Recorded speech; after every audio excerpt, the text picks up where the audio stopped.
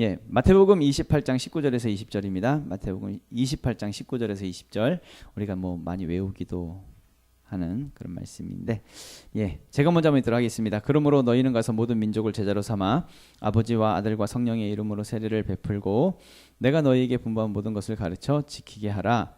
볼지어다 내가 세상 끝날까지 너희와 항상 함께 있으리라 하시니라. 아멘. 예, 말씀 되새기면서요, 다 같이 합독하겠습니다. 시작. 그러므로 너희는 가서 모든 민족을 제자로 삼아 아버지와 아들과 성령의 이름으로 세례를 베풀고 내가 너희에게 분부한 모든 것을 가르쳐 지키게 하라. 볼지어다 내가 세상 끝날까지 너희와 항상 함께 있으리라 하시니라. 아멘. 예, 최고의 사랑은 전도, 최고의 사랑은 전도라는 제목으로 하나님 말씀 증거하도록 하겠습니다. 오늘도 옆에 분들하고 축복하면서 인사합니다. 당신은 복의 사람입니다. 당신은 예, 복의 사람입니다. 예, 다시 한 번 더 인사할 때에 당신은 큰 추수의 일꾼입니다. 당신은 큰 추수의 일꾼입니다. 자, 아싸 기적이 일어납니다. 아싸 기적이 일어납니다. 하이파이브. 아싸 기적이 일어납니다. 다시 다른 분하고 아싸 기적이 일어납니다. 예, 계속 여러분들 믿음의 선포를 할 때에 정말 기적이 일어날 겁니다. 이제 주님 말씀하신 대로 내 귀에 들리는 대로 내가 행하리니 이렇게 말씀하셨잖아요. 그러니까 우리는 계속 믿음을 선포해야 돼요. 기적을 선포해야 돼요. 아, 그럼 실제로 되어지는 역사를 보게 될 것입니다. 그래서 우리는 올해 큰 추수를 거두게 될 것입니다. 물론 다 아시는 내용이지만 우리가 추수를 거둔다고 할 때에 실제로 곡식을 추수한다는 것은 아니에요. 곡식을 추수하는 것은 우리 지금 2월 달이니까 7개월이 지나야 거둔다고 할 것입니다. 그죠? 한 9월, 10월쯤 돼야 되니까. 우리가 그래서 추수한다라고 할 때에 곡식을 추수하는 것이 아니라 우리는 영혼을 말하고 있는 것입니다. 예수님 말씀하셨을 때에 요한복음 4장 35절 말씀 보면은 너희는 넉 달이 지나야 추수할 때가 이르겠다 하지 아니하느냐. 그러나 나는 너희에게 이르노니 너희 눈을 들어 밭을 보라 희어져 추수하게 되었도다. 아멘. 예수님 말씀이 지금 곡식을 추수한다는 얘기가 아니에요. 넉 달이 지나야 추수하는 것이니까. 그럼 지금 그런 추수가 아니라 무슨 추수? 이 영혼 추수. 영혼 추수해야 되겠다. 이제 이 말씀하고 있는 거지요. 그렇다는 얘기는 예수님은 이 땅에 오셨을 때에 이 땅에 오신 목적을 말씀하시는 내용이 있는데 마가복음 1장 38절을 보면 이르시되 우리가 다른 가까운 마을들로 가자. 거기서도 전도하리니 내가 이를 위하여 왔노라 하시고. 아멘. 예수님께서 내가 이것 때문에 왔어. 이를 위하여 왔노라 라고 말씀하시면서 무엇을 위해 오셨대요? 그렇죠. 전도하리니. 그러니까 전도를 위해서, 전도하기 위해서 오셨다라고 말씀을 하고 있지요. 그렇다고 한다면 또 다른 말씀이 하나 더 있는데 예수를 믿는 예수를 우리가 믿는다고 한다면 예수를 믿는 우리가 예수님의 일을 우리도 한다라는 말씀이 있는데 요한복음 14장 12절 말씀 보면 내가 진실로 진실로 너희에게 이르노니 나를 믿는 자는 내가 하는 일을 그도 할 것이요 또한 그보다 큰 일도 하리니 이는 내가 아버지께로 감이라 이렇게 말씀하고 있습니다. 예수님이 이 땅에 무엇하기 위해 오셨다고요? 전도하기 위해서. 그런데 방금 읽은 말씀에서는 나를 믿는 자는 내가 하는 일을 그도 할 것이요 이렇게 말씀하십니다. 그렇다고 한다면 우리가 정말 예수를 믿는다고 한다면 우리가 예수님이 하셨던 그 일을 우리가 한대요. 그럼 무슨 일을 하는 거예요? 전도하는 일을 한다는 얘기입니다. 우리도 예수님처럼 전도하고 제자 삼는 일을. 그러니까 왜냐하면 예수님이 전도하기 위해서 오셨으니까. 우리도 전도하고 제자 삼는 일을 그 일을 해야 한다는 얘기입니다. 어떤 사람들이? 예수님을 믿는 사람들이. 그러니까 예수님을 믿으면 자연스럽게 예수님의 일을 하게 되어 있어요. 전도하고 제자 삼는 이 일을 특별히 해라 마라 뭐 시키고 뭐 그런 내용이 아니라 자연스럽게 내 안에 진짜 믿는 자가 되어지면 자연스럽게 전도하고 제자 삼는 그 일을 하게 되어진다는 얘기죠. 믿음의 기준이 어디에 있냐면 믿음의 기준은 예수님의 일을 예수님이 하셨던 그 일을 내가 하면 그건 믿는 겁니다. 그런데 예수님이 하셨던 그 일에 내가 관심이 없어요. 그러면 믿음 아닙니다. 물론 교회는 다닐 수 있어요. 예배는 드릴 수 있고요. 교회에서 봉사도 할 수 있습니다. 헌금도 할 수 있고요. 그런데 정말 예수님이 하셨던 그 일에 정말 관심이 없다고 한다면 그러면 정말 죄송합니다만 믿는 거 아닙니다. 왜냐하면 아주 명확하게 말씀하고 있거든요. 믿는 자는 예수님이 하셨던 그 일을 우리도 한다고, 그보다 더 큰 일도 한다고 그렇게 말씀하고 있죠. 그럼 우리도 예수님이 하셨던 그 일보다 우리가 더 큰 일도 할 수 있습니다. 그럼 더 큰 일은 뭘까요? 어떤 사람들은 예수님은 하나님의 아들인데 어떻게 우리가 예수님보다 더 큰 일을 하지? 이렇게 생각하실지 모르겠습니다. 그런데 우리가 예수님이 하셨던 그 일보다 더 큰 일을 할 수 있는 것은 뭐냐면 십자가의 복음을 말하는 것입니다. 십자가의 복음. 예수님은 십자가의 복음을 전하신 적이 있을까요? 없을까요? 없죠. 예수님은 십자가에 달려 죽으신 뒤에 부활하시고 승천하셔서 하나님의 나라의 일을 말하셨지만 십자가의 복음, 죄를 짊어지시고 우리 예수를 믿는 자마다 구원받게 되어진다라고 하는 그 십자가의 복음을 전하신 적이 없어요. 왜냐하면 이미 예수님의 사역은 죽음 전에 말씀하신 것이니까. 이해가 되시나요? 그러니까 그런데 우리에게는 뭐가 있어요? 십자가의 복음이 있어요. 십자가의 복음이.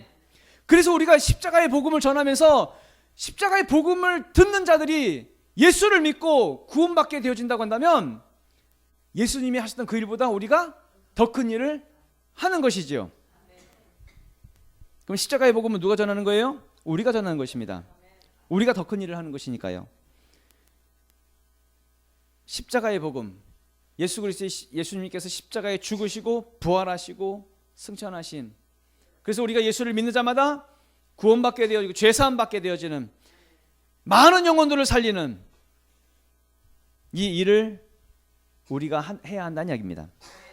바로 예수님은 우리에게 그 일을 맡기셨고요, 바로 믿는 자들이 예수님이 하셨던 그 일을 하는 것이고 그보다 더 큰 일도 하는 것이지요.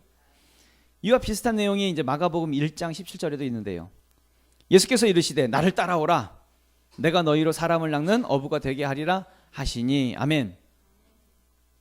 유스캠프 때도 말씀을 나눴던 부분이지요. 예수님께서 말씀하십니다. 나를 따라오래요. 예수님 따라가면 뭐 만들어 주신대요? 사람을 낚는 어부가 되게 할 것이라고. 무슨 말이에요? 예수님 따라가는 사람이 바로 전도하는 사람이라고. 예수님 따라가는 사람이 바로 예수님이 하셨던 그 일을 하는 사람이라고. 사람을 낚는 어부가 된다라고 말씀하고 있는 것이죠. 이 땅에 오신 목적이 바로 전도에 있기 때문에 예수님을 따라가는 사람은 자연스럽게 사람을 낚는 어부가 된다는 것이죠. 많은 사람들이 그래요. 나 예수님 믿는다고, 예수님 따른다고. 근데 예수님 따른다고 하면서 사람을 낚는 어부에 대해서는 관심이 없어요. 물론 예배는 드려요. 뭐 봉사도 해요. 성경 공부도 해요. 근데 이런 것들을 하나의 그 종교 생활 하는 것으로 만족해요.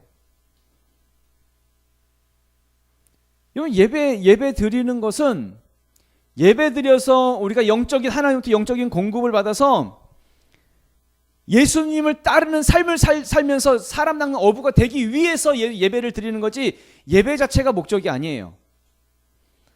그런데 어떤 사람들은 예배 자체의 목적을 두고 예배가 믿음인 것으로 착각하는 사람들이 있어요. 예배를 드리면 이게 예수님 따르는 거다. 뭐 성경 공부하면 예수님 따르는 거다. 지난주에도 잠깐 말씀드렸죠. 그 기독교 공격하려고 성경 공부하는 사람도 있다고. 근데 그거 믿음 아니잖아요. 그 예수님 따르는 거 아니잖아요. 여러분, 성경 공부한다고 해서 예수님 따르는 것이라고 착각해서는 안 된다는 얘기입니다. 명확한 기준이 어디에 있어요? 예수님 따르는 기준은 어디에 있어요? 사람을 낚는 어부가 돼야 되는 거예요. 사람을 낚는 어부.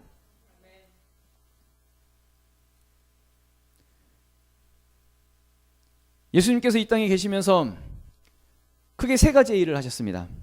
가르치셨고, 치유하셨고, 전파하셨습니다. 제자들과 다니시면서 많은 무리들을 가르치셨고요, 많은 병자들을 고치셨고요, 그리고 하나님의 나라의 그 비밀을 전파하셨습니다. 그리고 예수님은 이 세 가지의 일을 우리에게 맡기셨습니다. 그리고 오늘 본문의 명령으로 말씀하시는 것이죠.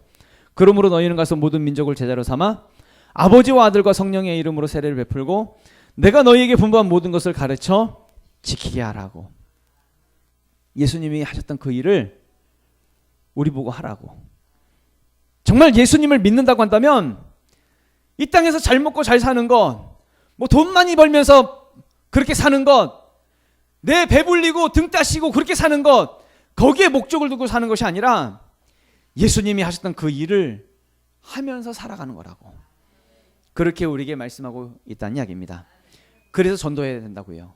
전도는 우리에게 어떻게 말씀하시냐면 전도는 첫 번째로 명령으로 말씀하셨습니다. 명령으로. 19절 말씀, 본문 말씀 다 같이 읽겠습니다. 시작. 그러므로 너희는 가서 모든 민족을 제자로 삼아 아버지와 아들과 성령의 이름으로 세례를 베풀고. 아멘. 전도하는 것은 하나님의 명령입니다.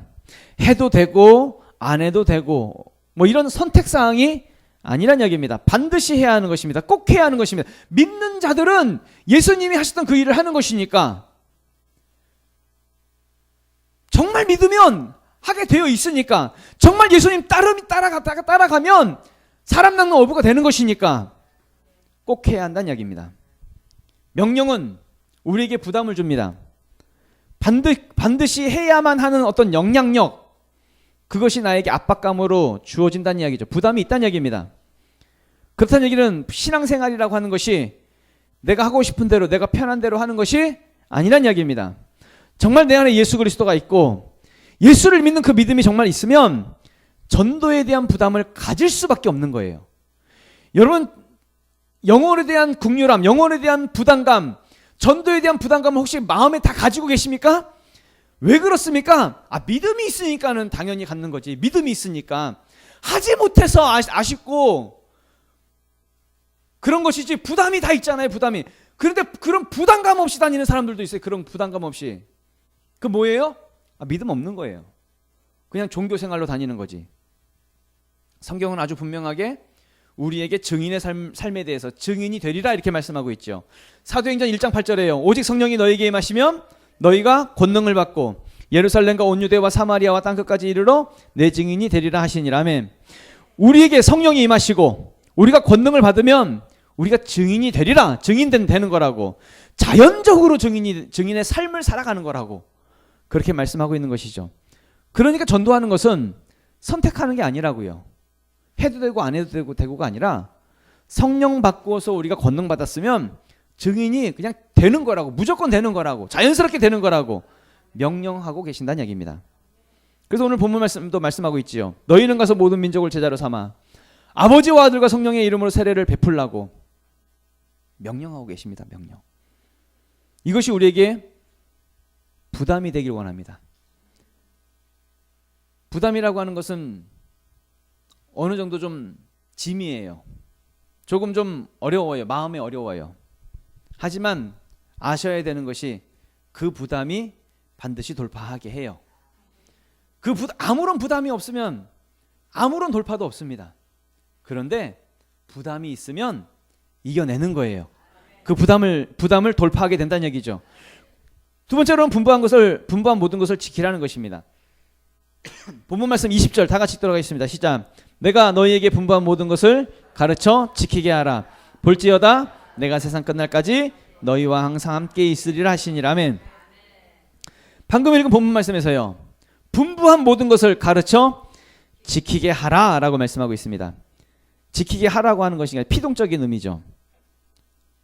그러니까 이제 내가 누군가를 그렇게 가르쳐서 그 사람으로 하여금 지키게 하라고, 이것을 조금 방향을 바꿔서 나에게 적용한다고 한다면 분부한 모든 것을 좀 지키라고. 무슨 말이에요? 지키라고, 행동하라고, 움직이라고, 순종하라고, 지키라고 그렇게 말씀하고 있는 것입니다. 다 알아요. 전도해야 된다는 거 다 알아요. 부담스러워요. 어쩔 때는 그 명령이 좀 우리를 괴롭게도 합니다.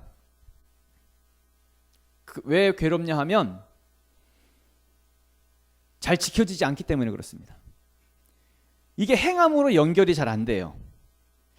분부한 모든 것을 가르쳐 지키지 못해서 그래요. 그래서 부담스럽고요. 그래서 좀 괴로워요. 사실 그런데 성경에 나오는 대부분의 기적이요, 성경에 나오는 대부분의 기적이 믿음을 통해서 기적이 일어났는데, 그 믿음이라고 하는 것이 보면 다 믿음의 행위를 통해서 기적이 만들어지더란 이야기입니다. 대표적으로 예를 하나 들면 12년 동안 혈루증을 앓는 여인이 있어요. 근데 이 여인이 예수님의 옷자락을 만지기만 해도 병이 나을 것 같은 믿음이 생겼어요. 그렇게 생각했어요. 그리고 이 여인은 어디 앞으로 갔어요? 그 많은 군중들을 뚫고 예수님 앞으로 갔어요. 그리고 옷자락 만졌어요. 이 여인은 생각만 하지 않았어요. 아, 내가 예수님의 옷자락만 만져도 나을 것 같아. 난 믿어. 난 그렇게 믿어. 난 생각해. 거기서 끝나지 않았다고. 그게 믿음 아니라고. 뭐가 믿음이에요? 행함까지 가는 것이 믿음이라고요. 그리고 예수님 말씀하십니다. 이 여인에게 마가복음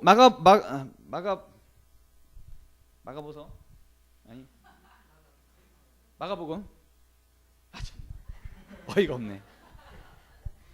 마가복음 5장 34절. 아마 흥분이 돼서 그래요. 예수께서 이르시되 딸아 내 믿음이 너를 구원하였으니 평안히 가라. 내 병에서 놓여 건강할지어다. 아멘. 예수님이 이 여인에게 말합니다. 다른 게 아니라 네 믿음이 너를 구원했다고. 그러니까 믿음, 나는 예수님 옷자락만 만져도 나을 것이라고 생각만 하지 않았던 거.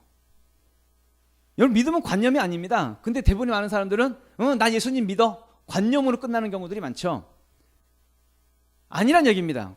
관념이 믿음이 아니라고요. 행함까지 가야 그게 믿음이란 이야기입니다. 믿음은 반드시 행함까지 연결이 되어져 있어요. 행함까지 가야 믿음이 완성되는 것이고요. 야고보서 2장 22절에 보면, 야고보서 때문에 이거 때문에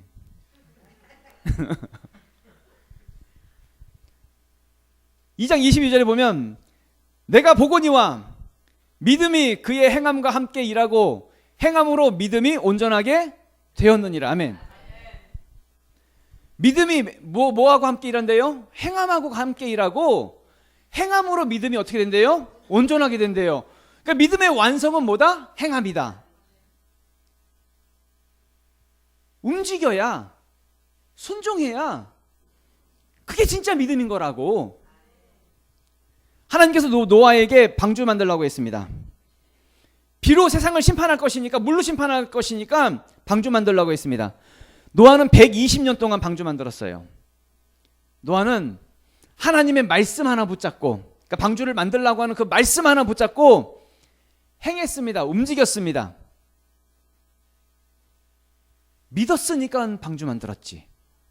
그래서 믿음이 된 것이지. 나는 하나님이 물로 심판할 걸 믿어.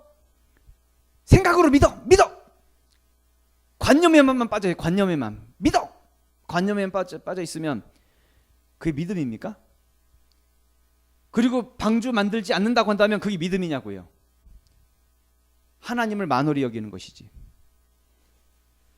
생각에서 멈추지 말고 진짜로 하나님이 물로 심판할 것을 믿기 때문에 방주 만드는 겁니다. 몇 년 동안 만들었다고요? 120년 동안 쉬지 않고 만들었습니다. 마찬가지로 여러분, 예수 믿지 않으면 지옥에 간다는 거 믿으십니까? 정말 내 안에 예수 그리스도가 없으면 불로 심판받는다고 하는 거 믿으십니까? 정말 믿으십니까? 정말 믿는다고 한다면 뭐 해야 돼요? 전도해야 돼요. 관념으로, 생각으로만 예수님 안 믿으면 지옥 가. 저 사람 지옥 가. 생각에서 멈추면 그거 믿음 아니라고. 진짜 전도해야 그게 믿음이지. 그래서 진짜 믿는 자는 예수님이 하셨던 그 일을 나도 하는 것이라고 그렇게 말씀하고 있는 것이죠. 왜 전도가 안 되냐면, 실질적으로 이제 말씀을 통해서 봤을 때, 믿음이 없는 것으로 견주어서 봤을 때 천국과 지옥이 믿어지지 않아요. 그래서 전도 안 하는 거예요. 하나님의 불심판이 믿지 못하는 거예요. 그래서 전도 안 하는 거예요. 내가 사랑하는 가족, 내 사랑하는 친구 아무개 그 사람 지옥 가는 거 믿어지지 않아요. 그래서 전도 안 하는 거지. 그 관념으로만 예수 안 믿으면 지옥 가. 내 안에 예수 그리스도 없으면 지옥 가. 관념으로만 알고, 관념으로만. 그걸 믿음이라고 착각하면서 행함이 없기 때문에 그 믿음 아닌데, 속이는 건데, 거짓 믿음인데 그걸 믿음이라고 착각하면서 대부분의 많은 사람들이 그렇게 교회 다니는 사람들이 많다는 얘기입니다. 세 번째로, 그래서 전도가 최고의 사랑입니다. 전도가. 19절에서 20절 말씀 다 같이 읽도록 하겠습니다. 시작. 그러므로 너희는 가서 모든 민족을 제자로 삼아 아버지와 아들과 성령의 이름으로 세례를 베풀고 내가 너희에게 분부한 모든 것을 가르쳐 지키게 하라. 볼지어다 내가 세상 끝날까지 너희와 항상 함께 있으리라 하시니라. 아멘. 전도는 사람에게 줄 수 있는 최고의 사랑입니다. 왜냐하면 생명을 주는 거거든요. 생명을. 성경 전체를 요약하는 어떤 구절을 말한다라고 한다면 마태복음 22장에 있는 내용인데요. 그러니까 어떤 율법사가 예수님한테 와가지고 첫째 되는 계명이 뭐냐고, 가장 최고의 계명이 뭐냐고, 어떤 계명이 크냐고 이렇게 물어요. 그랬을 때 예수님이 첫째 되는 계명, 하나님을 사랑하는 것이고, 둘째 되는 계명은 이웃을 사랑하는 거야, 이렇게 말씀하는 내용이 있지요. 마태복음 22장의 내용인데요. 읽어보면 그 중에 한 율법사가 예수를 시험하여 묻되 선생님, 율법 중에서 어느 계명이 크니이까? 예수께서 이르시되 내 마음을 다하고 목숨을 다하고 뜻을 다하여 주 너희 하나님을 사랑하라 하셨으니 이것이 크고 첫째 되는 계명이요. 둘째도 그와 같으니 내 이웃을 내 자신과 같이 사랑하라 하셨으니 이 두 계명이 온 율법과 선지자의 강령이니라. 아멘. 모든 율법과 선지자의 강령이니라. 그러니까 강한 명령이니라. 강력한 명령이니라. 그게 뭐예요? 첫 번째로 하나님 사랑하고, 그 다음으로 누구 사랑? 이웃을 사랑하는 거. 그럼 이웃을 사랑하는다라고 할 때에 어떤 것이 진짜 이웃을 사랑하는 것일까요? 그냥 옆에 있는 사람 뭐 안아주는 게 사랑하는 거예요? 아니면 좀 가난한 사람들 좀 돈 좀 주고 불우한 이웃 도와주고 뭐 그런 게 이웃 사랑하는 건가요? 예수님께서 말씀하시는 진정한 의미의 이웃 사랑은 뭔가요? 예수님이 하셨던 그 일을 우리가 하는 것, 다시 말하면 전도하는 거죠. 이웃 사랑의 가장 모범적인 답은 내 안에 있는 생명을 나눠주는 것입니다. 내 안에 있는 예수 그리스도를 전하는 것이죠. 우리가요, 하나님으로부터 정말 말할 수 없는 은혜를 받았습니다.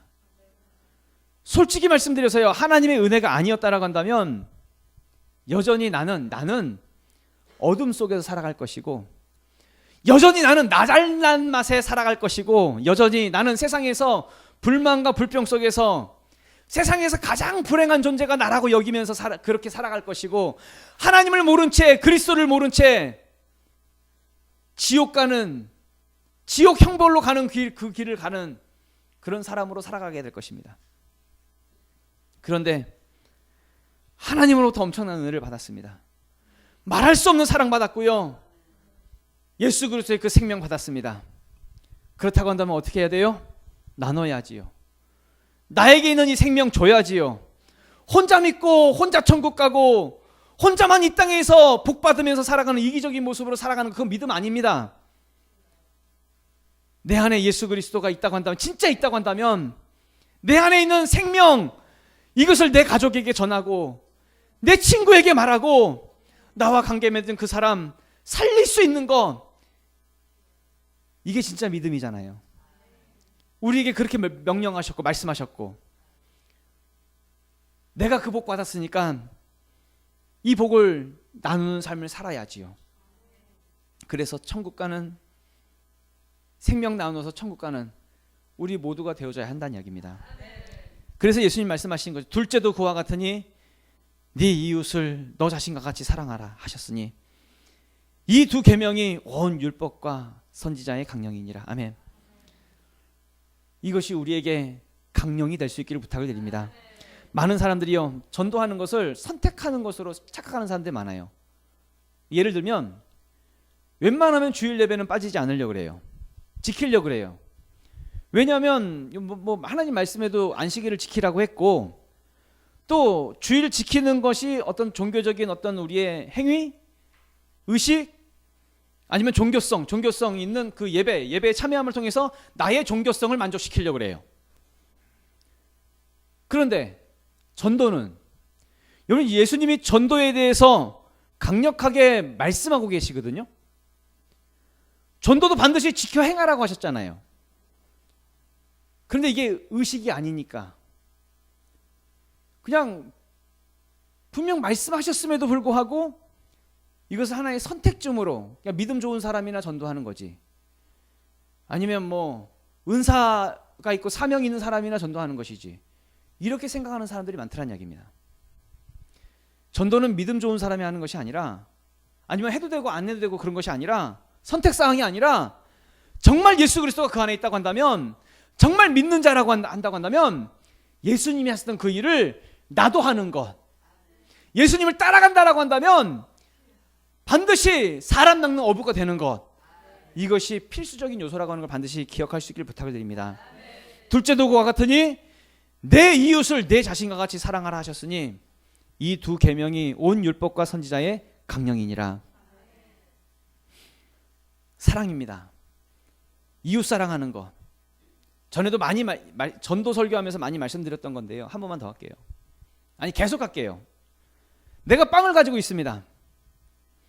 내가 빵을 가지고 있는데 옆에 못 먹어서 굶어 죽는 사람이 있다고 칩시다. 근데 내가 빵을 가지고 있으면서 나눠주지 않아요. 그러면 이거 뭐예요? 죄입니다. 그래서 만약에 그 사람이 굶어서 죽었다고 한다면, 물론 내가 그 사람 뭐 칼을 찌르고 뭐 해를 가해서 살인하진 않았지만 나에게 있는 이 음식을 주지 않아서 그 사람 죽었다고 한다면 도의적인 책임이 있습니다. 살인죄 말이죠. 옆에 약이 없어서 죽어가고 있는 사람이 있다고 칩시다. 근데 내가 그 사람 살릴 수 있는 약을 가지고 있어요. 아파서 죽어가고 있는 사람, 그 사람 살릴 수 있는 약이 있는데 내가 그 약 주지 않으면, 그래서 그 사람이 만약에 죽었다고 한다면 그 사람 그 죽음에 대한 도의적인 책임이 누구에게 있어요? 나에게도 있다는 얘기입니다. 마찬가지로 내 안에 예수 그리스도의 생명이 있습니다. 저주 가운데 살아가고 있는, 모든 죄와 저주 가운데 살아가고 있는 많은 사람들, 그 사람, 내 가족들, 내가 사랑하는 사람, 내 친구, 그 사람 살릴 수 있는 예수 그리스도의 생명이 나에게 있는데 이걸 내가 주고 있지 않다고 한다면 나중에 그 사람 이 땅에서 저주 가운데 살다가 지옥 가게 되면 그 책임 누구에게 있어요? 나에게 있을 수 있다는 얘기입니다. 그래서 사도 바울은 이런 고백을 해요. 고린도전서 9장 16절에 내가 복음을 전할지라도 자랑할 것이 없음은 내가 부득불 할 일임이라. 만일 복음을 전하지 아니하면 내게 화가 있을 것이로다. 아멘. 내가 복음을 전하지 않으면 화가 나에게 있을 거라고. 왜? 그 범죄니까. 나에게 생명이 있는데 생명 전하지 않는 거, 그 범죄니까. 그래서 내가 화가 나에게 있을 것이기 때문에. 그래서 나는 복음 전하는 것을 자랑하지 않는 것은 내가 반드시 해야 되는 부득불 할 일이라고, 그렇게 고백하고 있는 것이죠. 다 같이 일어나서 우리 기도하도록 할까요?